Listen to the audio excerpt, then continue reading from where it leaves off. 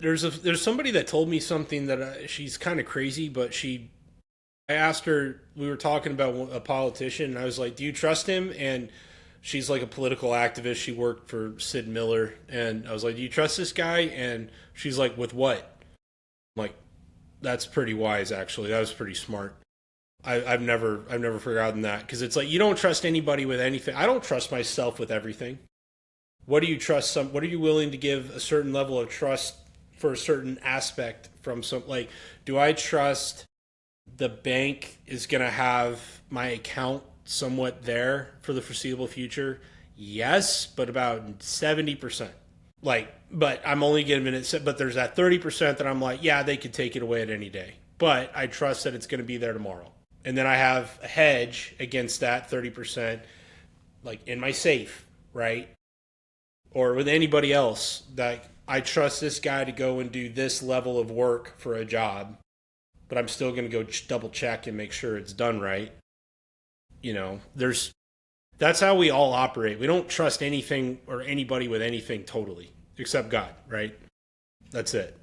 So, And we don't even trust him all that much. If you think about it. well, we don't live that way. You're right. But when it comes down to it, and Yeah. all bets are We off. should be It's like we trusting go to the him. big guy. Yeah, Yeah. yeah, You and know. that goes to the question of what do we do? I mean, that's always the question: is like, what do we do about this? And this is obviously a big part of it. Is just getting it out there. Um, but and this is different. This is going to be a different answer for everybody. But step one is identifying and understanding the scope and scale of the problem, I feel. And then God moves you in specific places on where to, maintain humanity as an entity on this planet. Because right now, humanity is what's under assault. They don't want us to be human. We don't know what it is to be human. We're relying on what Steiner calls Ahriman, which is this cold robotic force of bureaucracy and data to feed us reality. And it's like, where can we find the real? Yeah. That was a question. I don't know. Sorry, that was a long question, but Yeah, that was what a do we long do? question. Well, we all have to figure this out for ourselves. We can either go down to the same rabbit hole as everyone else, or we can actually go down the narrow way. We need to research and know what's going on in the world, and we also need to know, to be smart. Be wise as serpents, harmless as doves, but we also need to be thick with the Almighty, in His Word, talking to Him, whatever that looks like. And we talked about this in the past where uh, Cody was spending time and he got this um, voice saying that he needed to talk to you.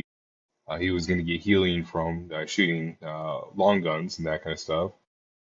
It's connecting with that, right?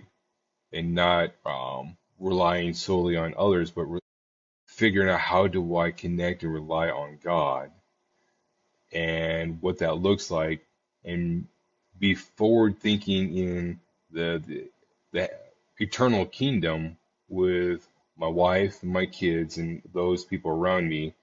How do I forward think that plus with everything else that's going on and be able to balance these things out as best as possible? And this is the hard part because we have to be in our logical brain for the most part. If You we got to are in take our the emotional emotions out side, of it. Yeah.